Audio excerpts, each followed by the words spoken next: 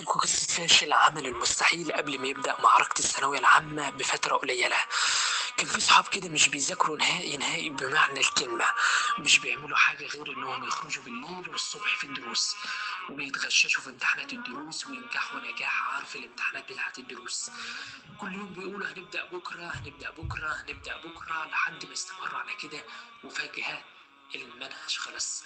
المدرسين بدأت في مراجعات والمتفوقين بدأت تحل امتحانات وتشتري كتب المراجعة، وجدول الامتحانات بدأ ينزل، وهم مش عارفين أي حاجة في المنهج غير حاجة بسيطة جدا.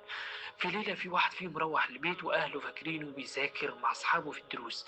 ماما قالت له ربنا يوفقك يا ابني، امتى بقى تخلص يا ابني وترتاح من التعب اللي انت فيه ده وتجيب مجموع تفرحنا كلنا. قال لها ان شاء الله يا ماما، بس انت ادعي لي انت. المهم دخل الأوضة بتاعته وبص على النتيجة، كان التاريخ وقتها 15/3/2015. طبعا انهار من العياط بسبب الوجع اللي كان حاسس بيه لما مامته قالت له الكلام ده. بدأ الولد يكلم نفسه وهو منهار من العياط. هو انا دخلت ليه الثانويه العامه لما انا مش قدها؟ طب هو انا ليه بضيع عمري على حاجات تافهه؟ هو انا ليه مش حاسس بالفلوس اللي ابويا وامي بيدفعوا ليا في الدروس دي؟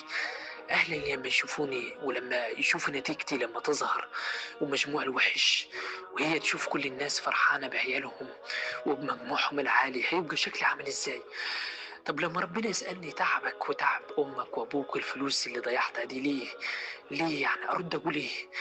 طب هنصح أولادي إزاي وأعيشهم عيشة حلوة إزاي؟ أنا لازم أبدأ من دلوقتي، حتى لو مفيش وقت أو مش هلحق، على الأقل هبقى عملت اللي عليا. وما لا يدرك كله لا يترك كله. أنا هبدأ من دلوقتي وهبدأ هعمل كل ما بوسعي، وهبعد عن كل الناس اللي حتى أصحابي اللي بدأوا يدمروني. وبدأت ألجأ الموبايل وبدأت أشوف حلم إزاي، وفعلا الشخص ده شال موبايله وشال اللاب وفصل النت وبدأ يشيل الراوتر. والشخص ده عموما كان يقول إن ما بنزلش الشارع غير 3 مرات: مرة وأنا رايح الدروس، ومرة وأنا راجع أصلي، ومرة وأنا رايح أجيب حاجة للبيت مثلا. حتى لو كنت عايز أشتري كشكول أو قلم أو كتاب من المكتبة كنت بجيبه وأنا جاي من الدرس عشان ما أضيعش وقت. وبعد تعب طويل بدأت الامتحانات يوم 7/6/2015، وخلصت الامتحانات يوم 30/6/2015. كان أحلى وأحسن وأجمل يوم في حياتي، بالرغم إن أول ما خلصت آخر امتحان وأخدت الأجازة كنت بنام وأصحى وآكل وأنام وأصحى وآكل وشكرا على كده لحد يوم النتيجة. كان أصعب يوم في الثانوية العامة كلها. صحيت على خبر على موقع اليوم السابع إن النتيجة بعد ساعات. قعدت ساعة 2 3 وكل شوية أدخل على الموقع ويقولوا لي خلال ساعات. العصر أذن، نزلت أصلي وجيت أفتح الموقع، قال لي نتيجة الثانوية العامة بعد قليل. بدأت أحس إن الدنيا كلها بتلف بيا وضربات قلبي بقت سريعة. وقفلت اللاب بعدها. المغرب أذن ورحت أفطر. سمعت صوت حد بيزغرط. ماما قالت لي النتيجة ظهرت. فتحت اللاب بسرعة من غير ما نفطر، لأن اليوم السابع نزل النتيجة أول ما المغرب أذن بالظبط. دخلت على الموقع، أهلي كلهم واقفين ورايا. قلت لهم معلش مش عايز حد معايا. كلهم خرجوا برا الأوضة وفعلا النتيجة كانت ظهرت. كتبت رقم جلوسي وبدأ يحمل عشان كان بطيء جدا. وفجأة ظهرت النتيجة.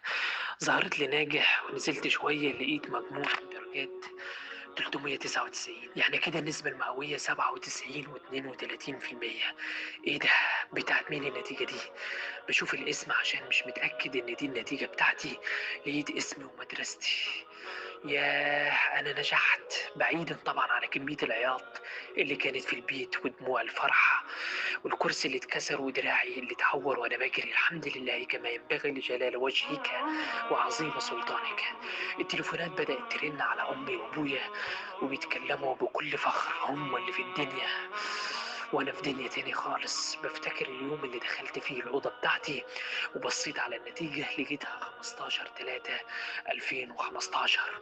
قلت لنفسي هو أنا لو كنت بدأت بدري شوية كنت جبت كام؟ الحمد لله كما ينبغي لجلال وجهك وعظيم سلطانك. الفرحة اللي كانت أمي فيها مش هقدر أوصفها والله. يلا قوموا اتعبوا واجتهدوا واعملوا اللي عليكم عشان السنة القادمة نقدر نحكي قصتكم للجميع. السلام عليكم.